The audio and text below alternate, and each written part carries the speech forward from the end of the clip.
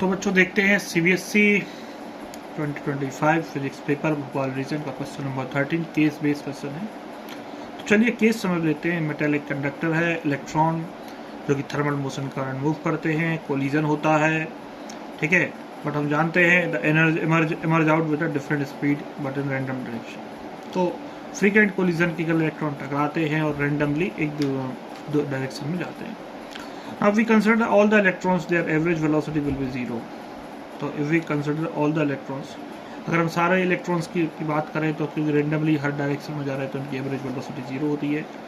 और जब उस कंडक्टर पर इलेक्ट्रिक फील्ड लगाई जाती है तो इलेक्ट्रॉन्स जो है किसी एक निश्चित एवरेज वेलोसिटी से एक डायरेक्शन में ड्रिफ्ट होने लगती है, उसको ड्रिफ्ट वेलोसिटी कहते हैं। Average time between the successive collision known as the average relaxation time. तो जो दो इलेक्ट्रॉन्स के जो टकराने के बीच का जो समय है वो रिलैक्सेशन टाइम होता है। And magnitude of drift velocity per unit electric field is called mobility. तो ये जो ड्रिफ्ट वेलोसिटी की वैल्यू है ये पर यूनिट इलेक्ट्रिक फील्ड पर जो उसकी वैल्यू होती है वो मोबिलिटी होती है। As the expression for the current through the conductor can be obtain in terms of drift velocity, number of electrons per unit volume and electronic charge e and across section area. तो basically current और drift velocity का relation है, I equal to n v d relation होता है। And this a current density and electric field, hence an expression for the resistivity. और यहाँ पर resistivity के जो एक्सप्रेशन होते हैं ये सब सारी चीज़ें लिखी गई। तो बच्चों आइए फोकस करते हैं अपने इंपॉर्टेंट पार्ट पर जो कि हमारा क्वेश्चन है। Consider two cylindrical conductors A and B. तो दो सिलिंड्रिकल कंडक्टर्स हैं A and B made of the same metal connected in series to a battery, ठीक है। तो दो कंडक्टर्स हैं ए और B made of same metal, एक ही मेटल के बने हुए हैं, हमने सीरीज में लगा रखा है। अब अगर हम length and radius of the B are twice that of A, तो जो कंडक्टर बी है उसका जो लेंथ है रेडियस है वो ए से ज़्यादा है, ठीक है। तो इफ़ अगर म्यू ए और म्यू बी मोबिलिटी है इनके, तो इनका जो रेशियो क्या होगा, ठीक है बच्चों। तो हमें इसका रेशियो, आइए हम इसका रेशियो कैलकुलेट करते हैं।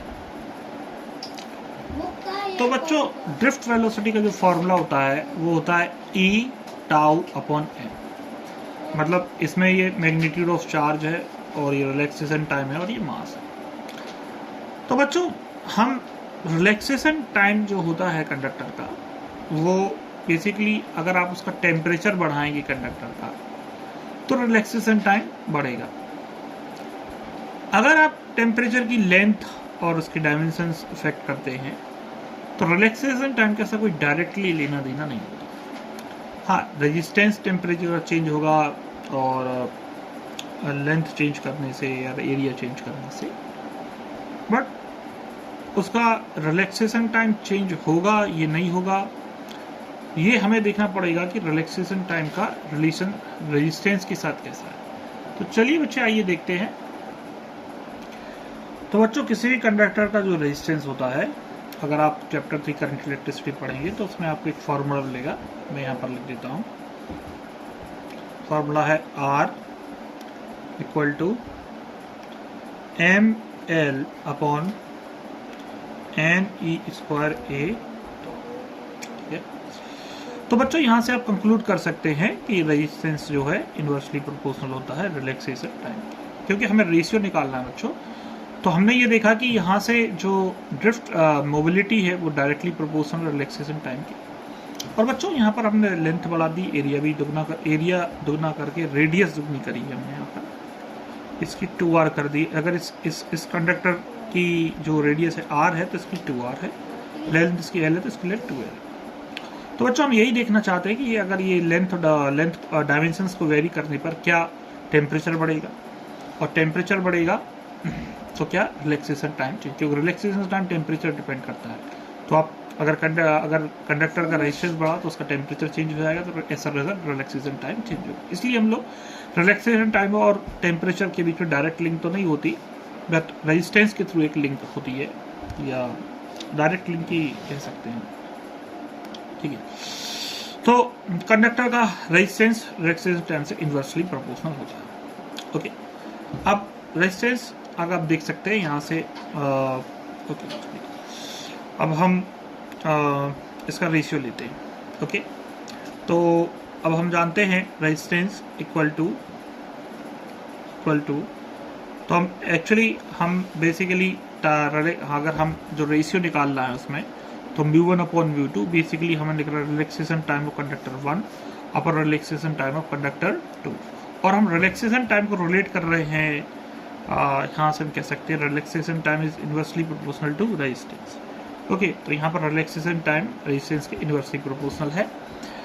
तो बच्चों थोड़ा सा क्वेश्चन में थिंकिंग है, इस क्वेश्चन में थोड़ा सोचना है आपको, ठीक है।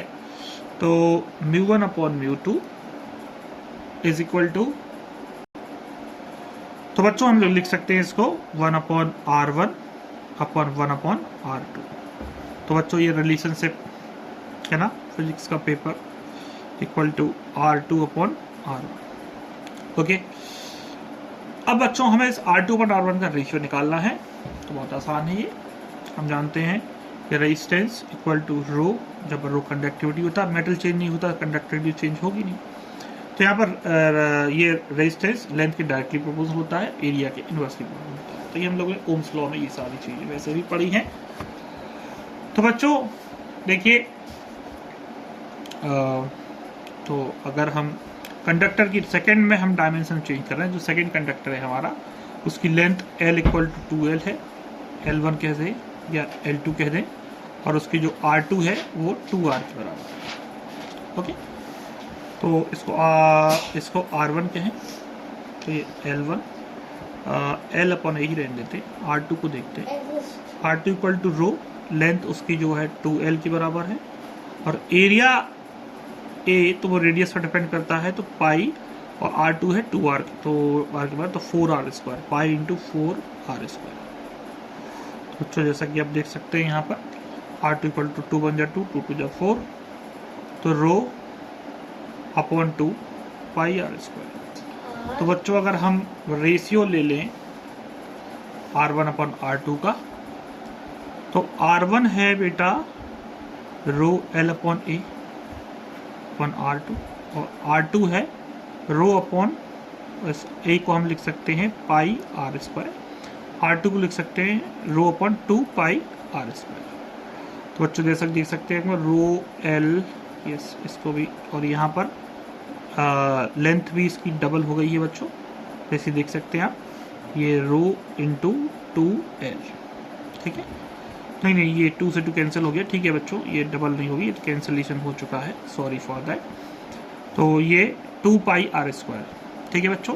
जैसा कि आप देख सकते हैं रो L अपॉन R स्क्वायर, रो L upon R square cancel हो जाएगा, तो ये 2 ऊपर जाएगा, तो R1 अपॉन R2 की जो वैल्यू है बच्चों वो आ जाएगी 2, यानी कि R1 equal to 2R2, R1 equal to 2R2, इसको यूज करना है, ठीक है। तो अब हमारे पास जो रिलेशनशिप हमने देखा था कि mu 1 upon mu 2 equal to R2 upon R1, इसमें हम वैल्यू रख देंगे। तो R1 इक्वल टू 2R2 आया है, तो R2 अपॉन R1, R1 की वैल्यू आई है 2R2, तो ये जो R2 से R2 कैंसिल, मतलब ये वैल्यू आ गई है 1/2।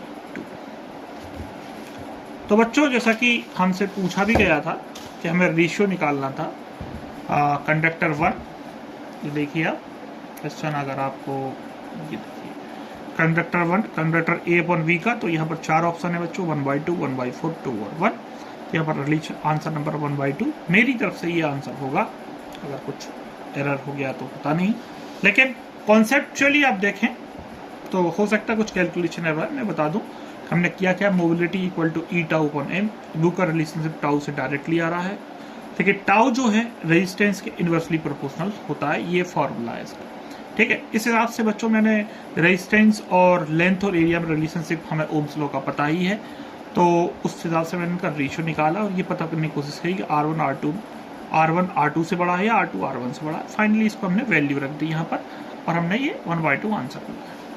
तो आई होप ये बच्चों ये लॉजिकल क्वेश्चन था, केस बेस्ड क्वेश्चन था, अच्छा क्वेश्चन था, ठीक है। इसमें आपको रिलेशनशिप रिड्यूस करना था, उसके बाद उसको वैल्यू रखनी थी।